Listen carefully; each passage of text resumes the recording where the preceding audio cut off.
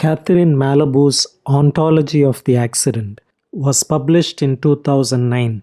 Ontology of the accident attempts to explain a certain ontological possibility of the subject.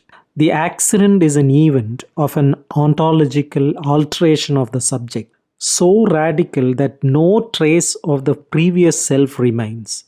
This is the event of destructive plasticity. In order to elaborate this concept, Malabou uses literary readings and the writings of key philosophical thinkers. What is plasticity? In her previous work, What Should We Do with Brains?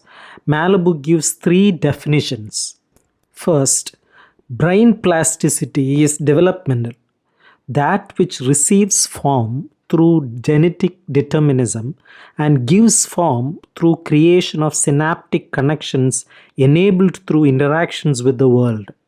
Second, plasticity is modulational. Synaptic connections depend upon the individual's experience for their identity. That is why we place so much importance of a person's history and their life. Third is reparative plasticity. That is the ability of the brain to repair itself after suffering damage. Life runs its course and eventually one becomes who one is. Body and psychic transformations serve only to reinforce the permanence of identity. When a subject experiences severe trauma, or sometimes for no particular reason at all, their history divides and a new unrecognizable persona takes their place. A person whose present comes from no past and whose future holds nothing. An existential improvisation. A form that is born of accident and by accident. For a second time, a new being emerges from a deep cut in a biography. How does this form work? What does it look like? Does it have a psychological profile? If ontology has always been attached to the essential, blind to the risk of transformations, what ontology is it capable of accounting for?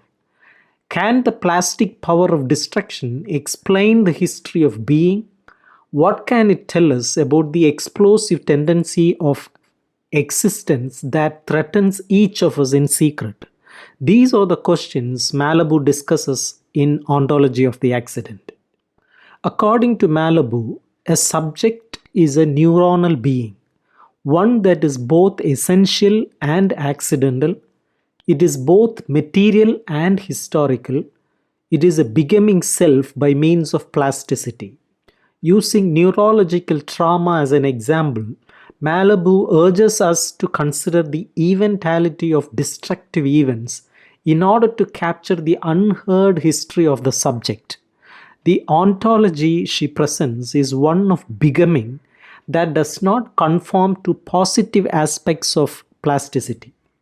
She cautions that plasticity also can act as a plastic bomb, with the ability to disclose the self in profound ways. She quotes neuroscientist Joseph Delu, "We are our own synapses. If we are our own synapses, we are vulnerable to their mutations and disengagements." This Malabou names as the dark side of plasticity, the capacity to destroy forms as well as create forms. Trauma, both socio-political trauma like post-traumatic stress or depression, or material trauma, dementia or brain tumor, leave a deep cut in the biography of the subject. As a result of this ontological violence, a new being is born, which bears no resemblance to the predecessor. Throughout our lives, there is the possibility of destructive accident, and she urges us to recognize the possibility that we may become someone else one day. Even though the subject's form changes through time, hair grays, wrinkles become deeper, walking slows, substance will remain the same. A more gradual transformation can result in the subject changing into itself. Despite the fact that our personalities may change over time, our fundamental selves remain the same regardless of the circumstances. Malabou asserts that the destructive accident damages the plastic abilities of substance so that the subject is no longer able to relate to its own differences. Trauma results in the emergence of the absolute other, that is entirely separate from the former self, a total transformation of identity.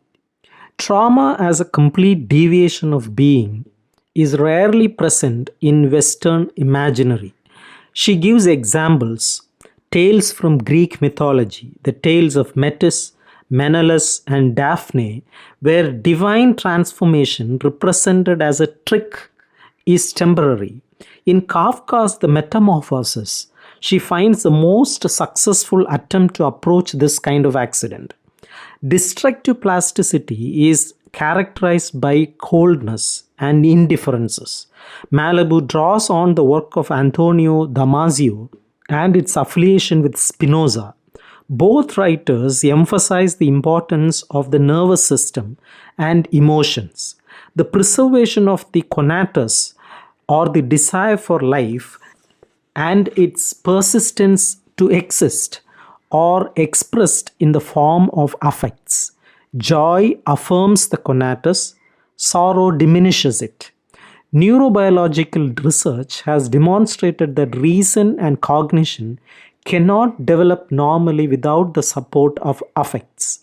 Damasio believes that instinctual reactions occur outside of consciousness in the ventromedial region of the brain. As soon as we become aware of these neural reactions, they are reconstituted as feelings, which lead to emotional biases and influence our decisions. In the absence of this process, reasoning becomes cold-blooded. Malabou cites the example of Romain Dupuy, a former mental patient who in 2004 viciously murdered two nurses because they were the closest people to him. The accident was witnessed by several other patients who uttered no word. Without referring to brain injuries, we cannot understand the coldness of the murderer or the indifference of the spectators. It is not possible to reinstate an event after it has taken place. The subject's psyche loses its ability to recall, to make emotional judgments, and becomes a living dead as a result. Traumatic events influence the patient's entire affective potential, and sorrow becomes impossible. The patient falls into a state of apathy that is neither joyful nor despairing. A traumatic subject is described by Malabou as less than nothing because nothing resembles too much. It is possible for the brain to suffer, but it is also working.